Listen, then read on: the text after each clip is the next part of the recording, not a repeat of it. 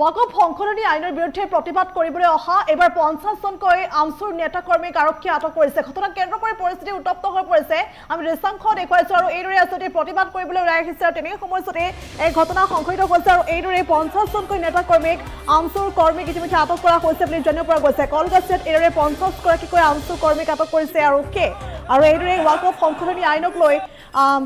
আসতে দেশজুৰি তোলপাৰ লাগি থকাৰ সময়তে এইদৰে আসতে গুৱাহাটীৰ চচলত সংখ্যালঘু ছাত্ৰ ইউনিয়নে প্ৰতিবাদী কাৰ্যসূচী হাতত লৈছে আৰু সেই কাৰ্যসূচীত অংশগ্ৰহণ কৰিবলৈ আহিছিল 50 গৰাকীকৈ আমচুৰ নেতা কৰ্মীয়ে সেই প্ৰতিবাদী কাৰ্যসূচীত অংশগ্ৰহণ কৰিবলৈ আহিছিল আৰু তেনে সময়তে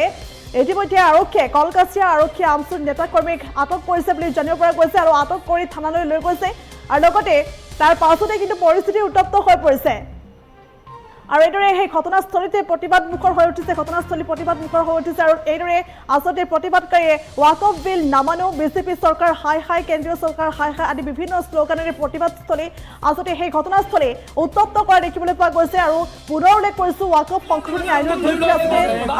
দেশজুৰি তোলপাৰ লাগি আছে দেশজুৰি প্ৰতিবাদ অব্যাহত আছে আৰু তেনে সময়তে এইদৰে আজি গুৱাহাটীৰ চচলত সংখ্যালঘু ছাত্ৰ ইউনিয়নে প্ৰতিবাদী কাৰ্যসূচী হাতত লৈছিল আৰু উক্ত কাৰ্যসূচীত অংশগ্ৰহণ কৰিবলৈ কলকাতাৰ জিলা আমচু তৰফৰ পৰা অৰ্ধ শতাধিক আমচু নেতাকৰ্মী আসতে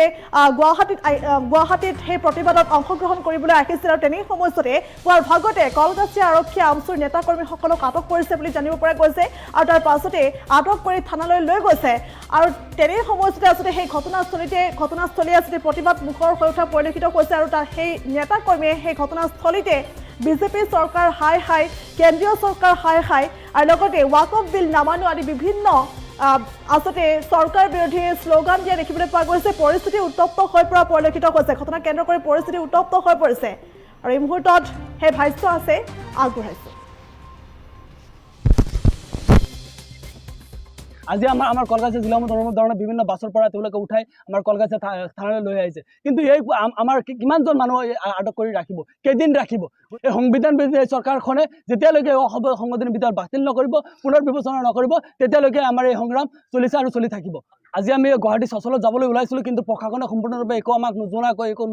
জনোৱা নাই কিন্তু আমি পেচেঞ্জাৰ গাড়ীত গৈ আছিলোঁ আজিৰ গুৱাহাটী চচলৰ প্ৰতিবাদী কাৰ্যসূচী আছিল আমাৰ বিভিন্ন বাছত তেওঁলোকে গৈ আছিল আমাৰ এইটো আচলতে আমি কোনো গাড়ীতে ৰিজাৰ্ভ কৰি কিন্তু লৈ যোৱা নাই এতিয়া আমি ইয়াতে বহি থাকিম এতিয়ালৈকে আমাক একো কাৰণে জনোৱা নাই কি কাৰণত আচলতে তেওঁলোকে গ্ৰেপ্তাৰ কৰিছে আমাৰ হাতত কোনো হেৰি কৰা নাই কিন্তু কোনো ধৰণৰ তথ্য নিদিয়া কোনো হেৰি নকৰক আমাক আজি ইয়াত থানালৈ লৈ আহিছে আজি যি ঘটনা সংঘটিত কৰিলে অসম চৰকাৰৰ পুলিচ বাহিনীয়ে খুবেই লজ্জাজনক আৰু গণতন্ত্ৰক হত্যা কৰা হৈছে কাৰণ গণতন্ত্ৰ দেশত সকলো মানুহৰ মানে অধিকাৰ আছে বাক স্বাধীনতাৰ অধিকাৰ আছে কথা কোৱাৰ অধিকাৰ আছে আন্দোলন কৰাৰ অধিকাৰ আছে কিন্তু আজি আমি চচলত গুৱাহাটীত সদৌ অসম সংখ্যালঘু ছাত্ৰ ইউনিয়নে আমাৰ কিছুমান দাবী আছিলে দাবী লৈ আমি চচলত এখন ধৰ্ণা কাৰ্যসূচীত আমি অংশগ্ৰহণ কৰিবলৈ যাবলৈ ওলাইছিলোঁ আৰু সেই আন্দোলনত মানে ব্যাঘাত জন্মোৱাৰ কাৰণে অসম চৰকাৰৰ পুলিচ বাহিনীয়ে আজি আমাক ইয়াত ৰখাই দিছে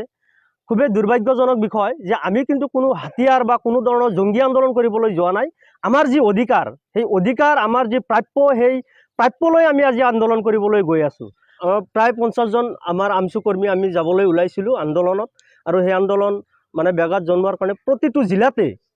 এনেকুৱা মানে ব্যৱস্থা গ্ৰহণ কৰিছে প্ৰশাসনে মানে বাধা প্ৰদান কৰিছে আজি আমাৰ কলকাতা জিলা ধৰণৰ বিভিন্ন বাছৰ পৰা তেওঁলোকে উঠাই আমাৰ কলকাতা থানালৈ লৈ আহিছে কিন্তু এই আমাৰ কিমানজন মানুহ আটক কৰি ৰাখিব কেইদিন ৰাখিব এই সংবিধান বিৰোধী চৰকাৰখনে যেতিয়ালৈকে সংবিধানৰ ভিতৰত বাতিল নকৰিব পুনৰ বিবেচনা নকৰিব তেতিয়ালৈকে আমাৰ এই সংগ্ৰাম